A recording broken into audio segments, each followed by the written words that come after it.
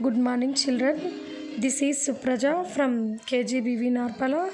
Because of COVID 19, schools are not reopened, so we conduct online classes. Today, we learn about a new topic, that is nutrition in organisms.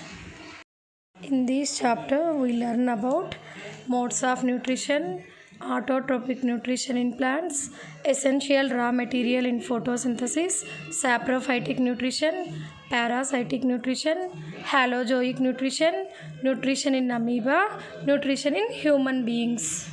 Anu went to a Vanabhojanam along with her classmates. She got some doubts in her mind. To clarify those doubts, she asked the following questions to her teacher. My mother prepares food for me. Who prepares food for animals? How do animals get their food? Plants are also organisms. What is the food for them? How do they get their food? What is the food for mushrooms? I think we also get that type of questions. To clarify these questions, to understand these things, we should know about different types of nutrition. All organisms, including plants, do need food. The food and the mode of procuring it differs from organism to organism. The process of intake and utilization of food by organisms is called nutrition. The mode of nutrition is different in different organisms. We eat food daily, but plants are not eating food. Then, how they are living? Plants are able to live as they make their food themselves. The mode of nutrition in which organisms make food by themselves is called autotrophic nutrition. So, plants prepare their own food by themselves. This type of nutrition is called autotrophic nutrition. Hence, plants are called autotrophs. Animals are unable to make their own food, so they depend on other organisms for food. This type of nutrition is called heterotrophic nutrition. The animals cannot prepare their own food. So the animals are called as heterotrophs. Heteros means other. Green plants are autotrophs. Mushrooms and animals are heterotrophs. Animals, including humans, get food from plants or animals, which in turn eat plants. Thus, we can say that humans and animals are directly or indirectly dependent on plants for food. The plants prepare their own food by the process of photosynthesis. The plant leaves contain chloroplast. The chloroplast play a major role in photosynthesis. Now we discuss about chloroplast. Forests are green in color. In fact, they are green as they have trees. Trees are green as they have leaves. Leaves are green as they have chloroplasts. Leaves are green as they have chloroplasts. Chloroplasts are the special structures present only in plant cells and absent in animal cells. These chloroplasts consisting of a green colored pigment called chlorophyll in them. This chlorophyll is responsible for all this greenery and play key role in preparation of food. The chloroplast absorb light energy from the sun and give to the plant to perform photosynthesis. That's why chloroplast play a major role in photosynthesis. And the leaves also containing stomata. The process by which green plants make their own food from carbon dioxide and water by using light energy in the presence of chlorophyll is called photosynthesis. Once again I repeat it.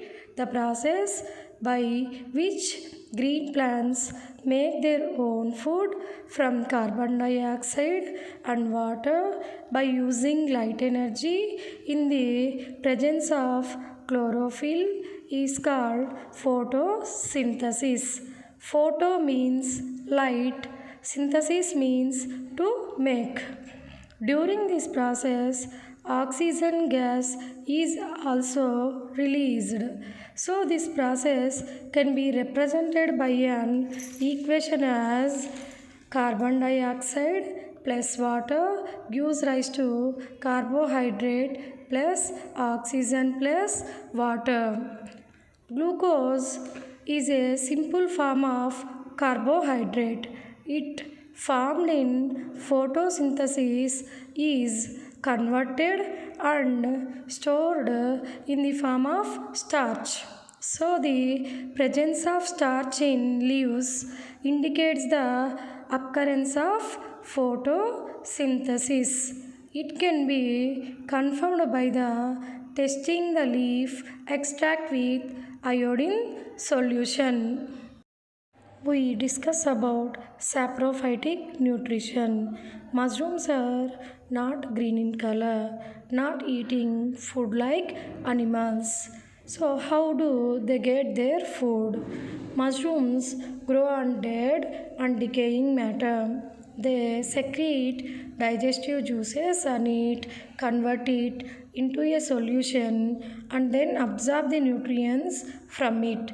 This mode of nutrition, in which organisms take in nutrients in the form of solution from dead and decaying matter, is called saprophytic nutrition.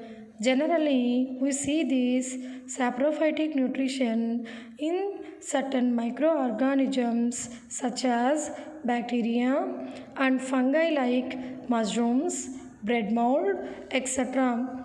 I explained saprophytic nutrition with an example. A rat died at Pullaya's house. What happens to the body after few days? Do you find any traces of its body after a month? Where did that body go?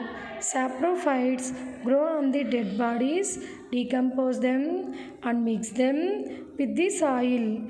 Thus, help us by cleaning the earth's surface by removing the dead and decaying matter. This type of nutrition is called saprophytic nutrition. It is also one type of nutrition occur in mushrooms and bread mold. Some plants of the dal family, legume plants, possess a type of bacteria growing on their roots in nodules. The bacteria fixes nitrogen for the plant while it gets shelter in the roots of these plants. Such an association is beneficial to both groups and called symbiosis. I explained another example is lichens.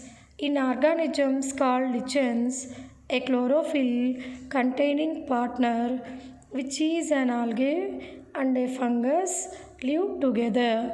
The fungus provides shelter, water, and minerals to the alga, and in return, the alga provides. Now we're discussing carnivorous plants. There are some plants that eat insects. Being they are green in color, they can manufacture their own food. But as they grow in areas deficient in nitrogen, they meet their nitrogen requirements from insects.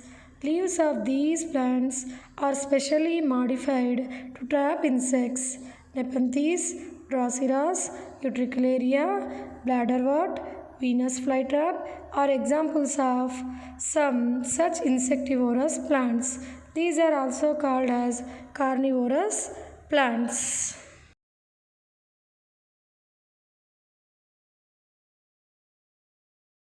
Plants like cuscuta or dodder plant take ready-made food from the plant on which it is climbing.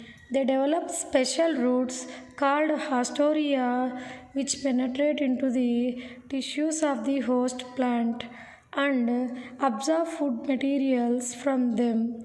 This causes harm to the host plant gradually.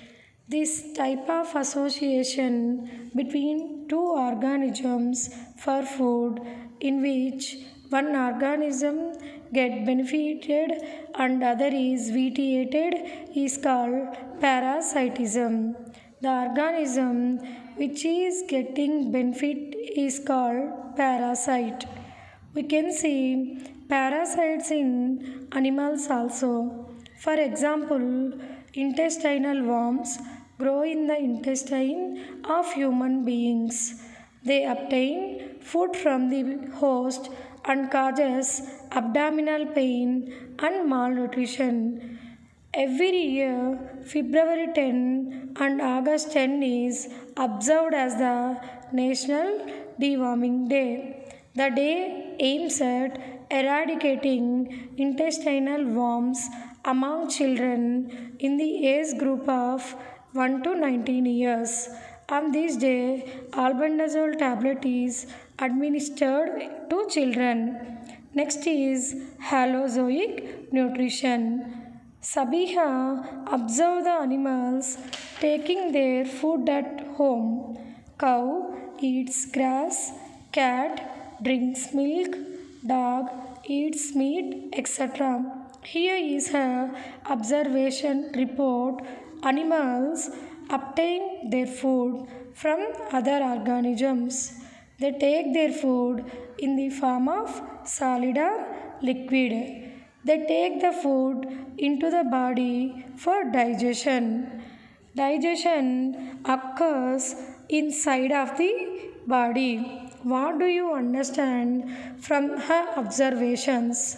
Halozoic nutrition is the mode of heterotrophic nutrition in which the food is taken in solid or liquid form from the outside and is digested inside the body. The steps involved in halozoic nutrition are ingestion, digestion, absorption, assimilation.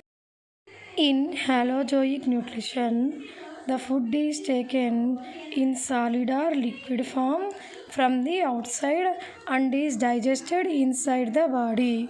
The steps involved in holozoic nutrition are: first step, ingestion. In first step, food is taken into the body. Next step, digestion. Conversion of food into simple soluble forms. Next, absorption. Transfer of food to the blood. Next, assimilation.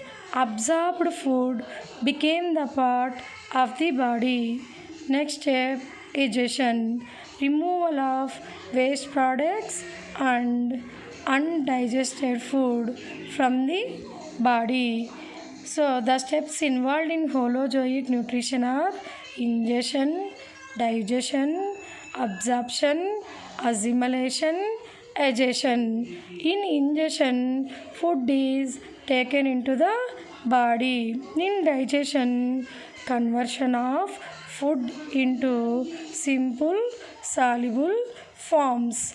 In absorption, transfer of food to the blood.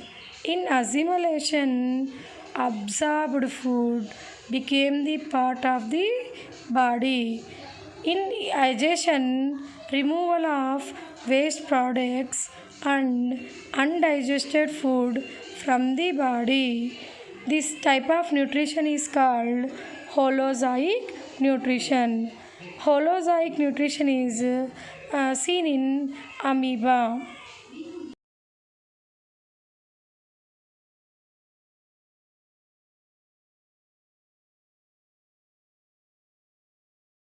Amoeba is a microscopic single-celled organism found in pond water.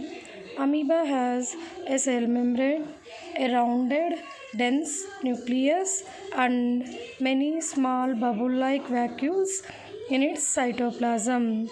So the amoeba contains cell membrane, a round dense nucleus and many small bubble-like vacuoles in its cytoplasm. Amoeba constantly changes its shape and position.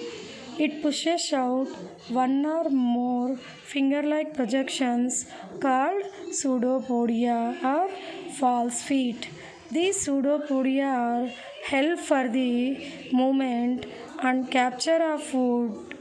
Food vacuole forms around the captured food.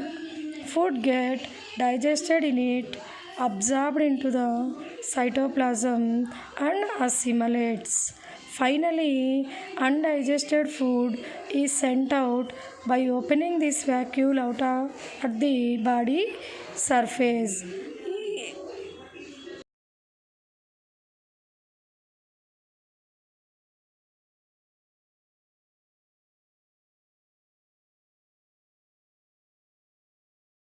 Now we know the digestion in grass eating animals. You observed cows, buffaloes, and other grass eating animals chewing continuously even when they are not eating. They have four chambers in stomach. They are rumen, reticulum, omasum, and abomasum. Cow stomach have four chambers in. They are rumen, reticulum, omasum, and abomasum. Actually, they quickly swallow the grass and store in a part of the stomach called rumen. In rumen, food gets partially digested and is called curd. But later, the curd returns to the mouth in small lumps and animal chews it again. This process is called rumination and these animals are called ruminants. Once again I repeat it. In grass eating animals, they containing four chambers in stomach. The chambers are rumen, reticulum, omasum, and abomasum. Actually, they quickly swallow the grass and store it in a part of the stomach called rumen. In rumen, food gets partially digested and is called curd. But later, the curd returns to the mouth in small lumps and animal chews it again. This process is called rumination and these animals are called ruminants. The grass is rich in cellulose, a type of carbohydrate. In ruminants, the cellulose of the food is digested by the action of certain bacteria present in the rumen of grass eating animals. Many animals, including humans, cannot digest cellulose due to the absence of such bacteria. The humans does not containing cellulose digest bacteria. That's why humans cannot digest cellulose due to the absence of such bacteria. This type of digestion is takes place in grass eating animals.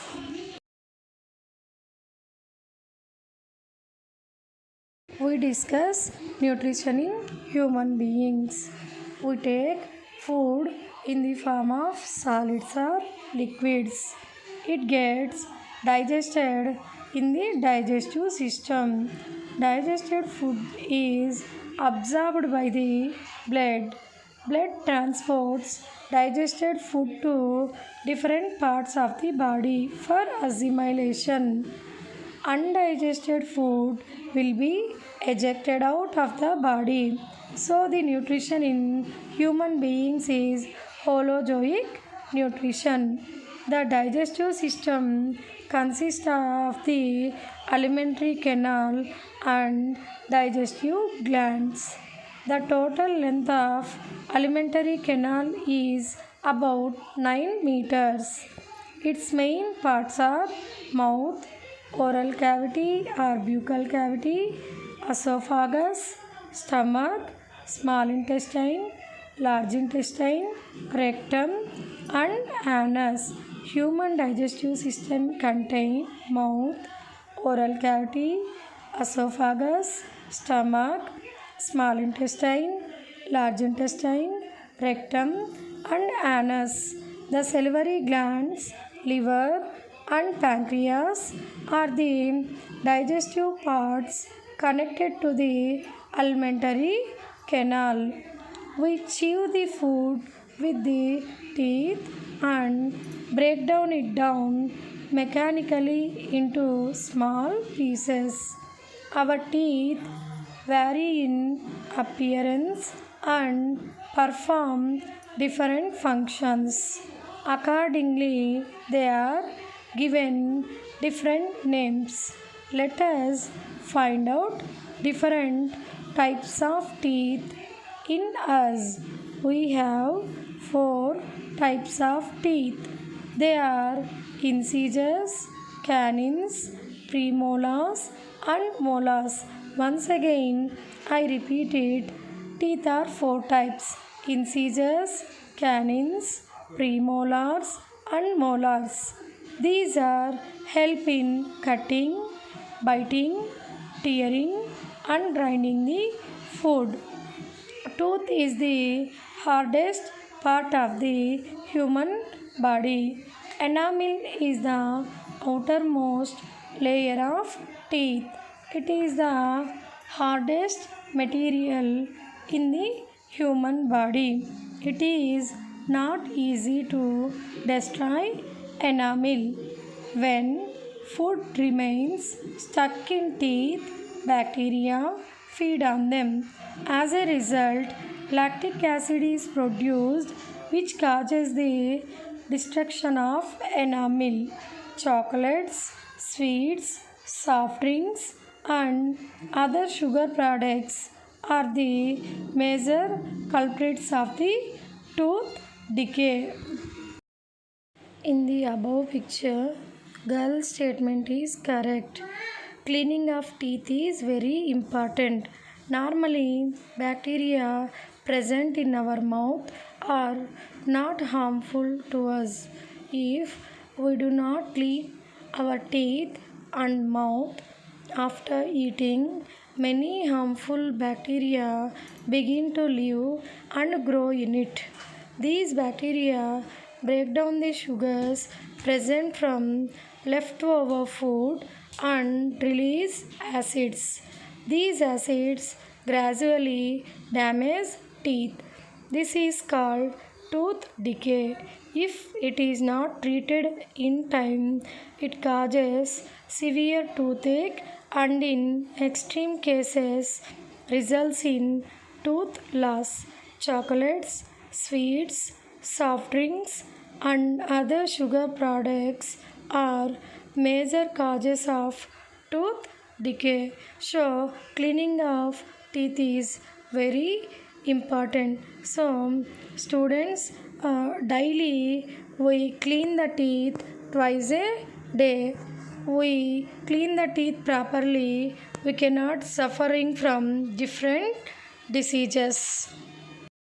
The human digestive system contains mouth, buccal cavity, pharynx, esophagus, stomach, duodenum, small intestine, large intestine, rectum, anus. Now we discuss about one by one. Mouth. First, food is taken into the body through it. It leads into a Buccal cavity. Buccal cavity contains tongue, teeth, and secretions of salivary glands. Carbohydrate digestion starts here.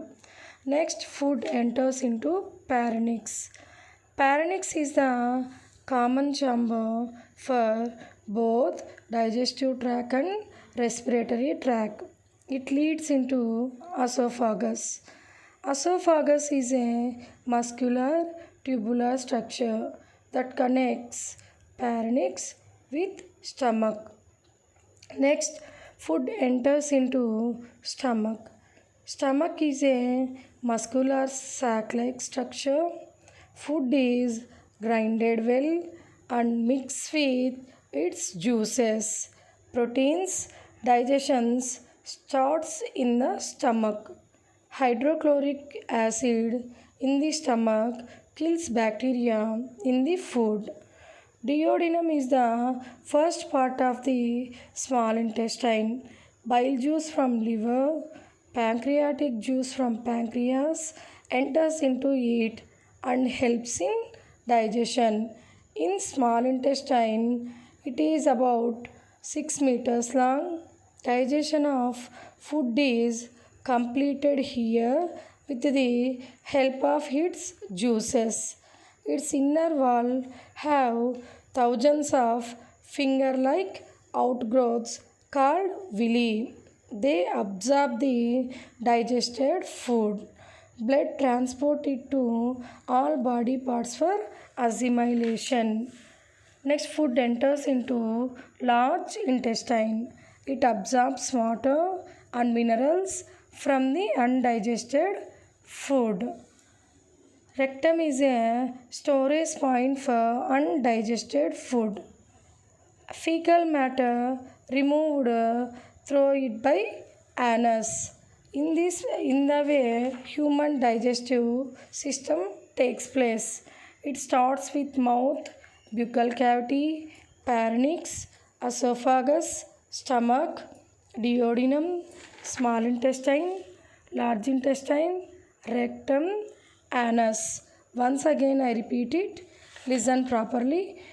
The human digestive system containing mouth, buccal cavity, pharynx, esophagus, stomach, duodenum, small intestine, large intestine, rectum, anus.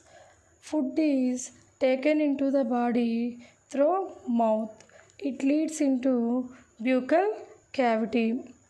Buccal cavity contains tongue, teeth, and secretions of salivary glands. Carbohydrate digestion starts here. Next, food enters into pharynx. Pharynx is the common chamber for both digestive tract and respiratory tract. It leads into a esophagus. Esophagus is a muscular tubular structure that connects pharynx with stomach. Stomach is a muscular sac-like structure. Food is grinded well and mixed with its juices. Proteins digestions starts in the stomach. Hydrochloric acid in the stomach kills bacteria in the food. Duodenum is the first part of the small intestine. Bile juice from liver, pancreatic juice from pancreas enters into it and helps in digestion. Next, food enters into small intestine. Small intestine is about 6 meters long. Digestion of food is completed here with the help of its juices. Its inner wall have thousands of finger-like outgrowths called villi. They absorb the digested food. Blood transported to all body parts for assimilation. Next, food enters into large intestine.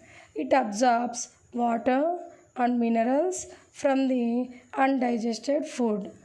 Next, food enters into the rectum, storage point for undigested food. Anus is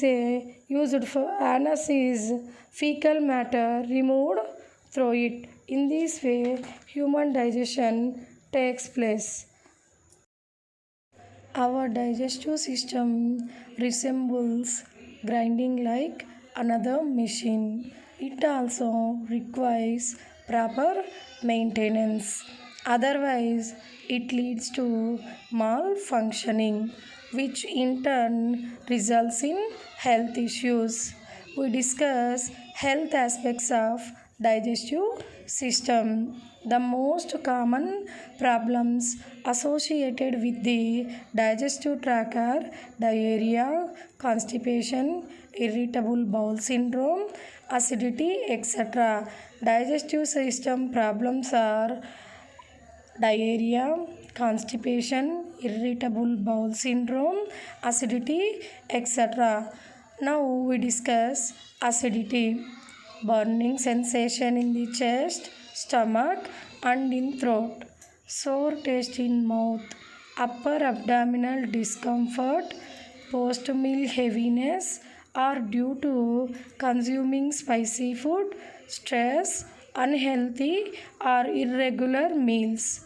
Drinking too much alcohol is also another reason for acidity. When we feel acidity, the following characters are there: burning sensation in chest, stomach, or in throat, sour taste in mouth, upper abdominal discomfort, post meal heaviness are due to consuming spicy food, stress, unhealthy or irregular meals. Drinking too much alcohol is also another reason for acidity. Consuming buttermilk, coconut water, eating of herbs such as azwain, tulsi leaves, jeera and pudina leaves, cloves, jaggery are the home remedies for acidity. Home remedies for acidity are consuming buttermilk, coconut water, eating of herbs such as azwain, tulsi leaves, jeera and pudina leaves, cloves and eat jaggery. Bad habits like smoking, chewing of tobacco, drinking of alcohol affect our health adversely. Drinking of alcohol can lead to liver diseases, digestive problems. It causes cancer of the mouth, throat, esophagus, and liver. Consuming tobacco products, tobacco particles stick to teeth, gums, and skin of the mouth cavity, which leads to swelling, injury, pain, and also causes throat and intestine cancer. Bad habits like smoking, chewing of tobacco, drinking of alcohol is affect our health adversely. Drinking of alcohol can lead to liver diseases, digestive problems. It causes cancer of the mouth, throat, esophagus, and liver. Consuming tobacco products, tobacco particles stick to teeth, gums, and skin of the mouth, which leads to swelling, injury, pain, and also causes throat and intestine cancer. Healthy body leads to healthy mind. When all our body systems function properly, we say that we are in good health. So, one should avoid bad habits and maintain healthy lifestyle. So, students, we should avoid bad habits and maintain healthy lifestyle.